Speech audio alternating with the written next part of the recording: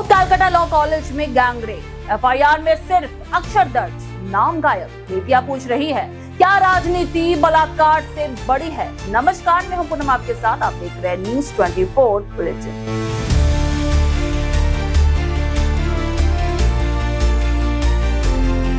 आज हम एक कॉलेज की बात कर रहे हैं जहां संविधान की किताबें पढ़ाई जाती हैं, लेकिन संविधान की आत्मा रोज कुचली जाती है। साउथ कोलकाता लॉ कॉलेज के गार्ड रूम में 25 जून को 24 साल के एक स्टूडेंट से गैंग रेप किया गया।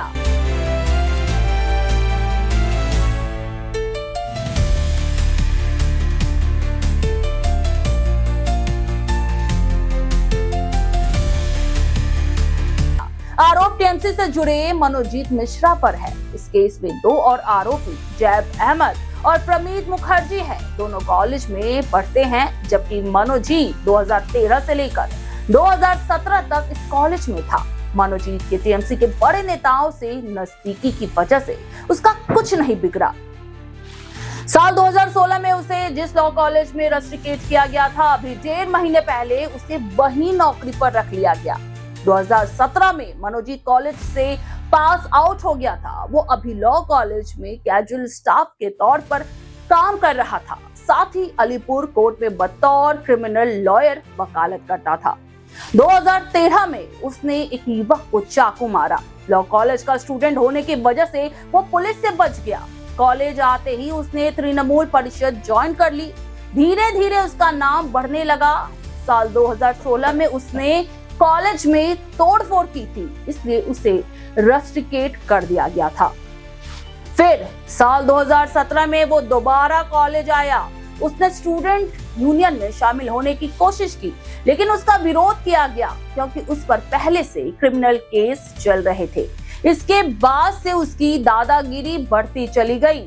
वो लड़कियों को तृणमूल परिषद के यूनियन ऑफिस में बुलाता था, जिसके बाद प्रिंसिपल ने उसे कॉलेज आने से मना कर दिया। इस पर मनोजीत ने दोस्तों के साथ प्रिंसिपल ऑफिस में तोड़फोड़ की।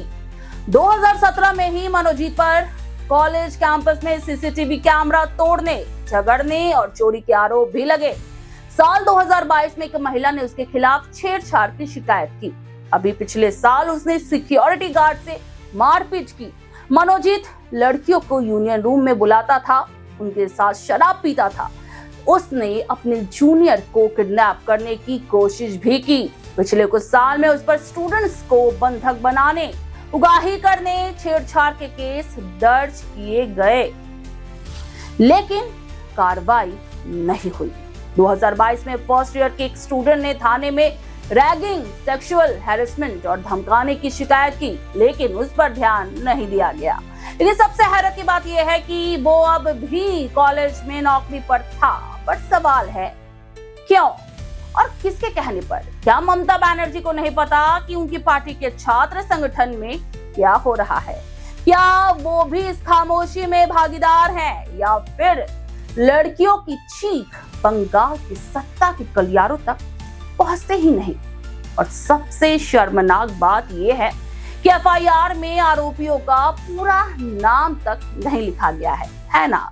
आश्चर्य की बात, सिर्फ अक्षर M, J और P लिखा गया है। अब आप जरा सोचिए, जब किसी छात्रा के साथ कॉलेज के भीतर गैंग रेप होता है और पुलिस एफआईआर में सिर्फ M लिखती है, तो क्या वो सिर्फ नाम छुपा रही है या किसी राजनीतिक आका की हिफाजत कर रही है? क्या मनोजीत मिश्रा का नाम इसलिए नहीं लिखा गया क्योंकि वो तृणमूल छात्र परिषद का सदस्य था? क्या टीएमसी के छाव में बैठे इस अपराधी के लिए कॉलेज, पुलिस, प्रशासन और समाज सबने आंखें मूंद ली हैं? क्यों नहीं लिखा गया उसका नाम? ये बड़ा और महत्वपूर्ण सवाल है। क्या पुलिस को डर था कि उसका नाम लिखते ही कोई फोन कॉल आएगा? नाम मत लिखो, पार्टी की इज्जत का सवाल है। एफआईआर में नाम न लिखने पर नेशनल वुमेन कमीशन की मेंबर अर्चना मजूमदार कहती हैं, अगर विक्टिम ने बयान में आरोपी का नाम लिया है तो एफआईआर में सिर्फ इनिशियल लिखना गलत है। शायद ऐसा आरोपियों की राजनीतिक पहचान बचाने के लिए किया गया है। वहीं पीड़िता की दोस्त बताती है कि पीड़िता ने घटना के बाद उसे कांटेक्ट किया जो लीगल सेल में है। वो बहुत डरी हुई थी। उन्होंने मुझे कॉल किया था। आरजीकर मेडिकल कॉलेज में जो हुआ उसके बाद से सभी लड़कियों में हिम्मत आ गई है कि उन्हें एफआईआर लिखवानी ही चाहिए और ऐसे लोगों को जेल पहुंचाया जाए। पीड़िता के दोस्त ने आगे बताया कि हमने उसे हिम्मत दी कि उसे पुलिस स्टेशन जाना चाहिए। मनोजीत की तरह ही जैब भी पावरफुल व्यक्ति है। वो कॉलेज में तृणमूल परिषद यूनिट का काम देखता था। इन सब में मनोजीत उम्र और पावर में सबसे ऊपर है। वहीं बीजेपी नेता कौस्तुभ बागची ने आरोप लगाया है कि साउथ कोलकाता लॉ कॉलेज में मनोजीत मिश्रा को टीएमसी नेता अशोक देव की सिफारिश पर एडमिशन मिला था और फिर उसे नॉन टीचिंग स्टाफ बना दिया गया। मनोजीत पर छेड़छाड़ के कई आरोप लगे, लेकिन हर बार उसका राजनीतिक रसूख उसे बचाता रहा। वहीं बीजेपी आईटी सेल प्रमुख अमित मालवीय ने सवाल उठाया है कि आरोपी जैब अहमद को इतने कम रैंक के बावजूद एडमिशन भला कैसे मिली? क्या उसे भी राजनीतिक पहुंच के जरिए बचाया जा रहा है? बता दें कि पुलिस ने इस मामले में तीनों छात्रों के साथ सुरक्षा गार्ड पिनाकी बैनर्जी को गिरफ्तार कर लिया है। एसआईटी ने बताया कि ये हमला एक साजिश थी। मेडिकल रिपोर्ट ने बलात्कार की पुष्टि की है, जिसमें पीड़िता को गंभीर चोटें आई हैं। सीसीटीवी फुटेज और आरोपियों के मोबाइल फोन से वीडियो क्लिप सहित कई सबूत मिले हैं। एसआईटी ने यह भी खुलासा किया है कि आरोपी पहले भी छात्राओं का यौन उत्पीड़न करते थे और उन्हें ब्लैकमेल करते थे। इस मामले की सीबीआई जांच के लिए कोलकाता हाई कोर्ट में जनहित याचिका भी दायर की गई है। आपको बता दें कि इस मामले में कई सवाल उठ रहे हैं, कई गंभीर सवाल इस मामले ने खड़े किए हैं। क्या कॉलेज अब अपराधियों की पनाहगाह बन गए हैं?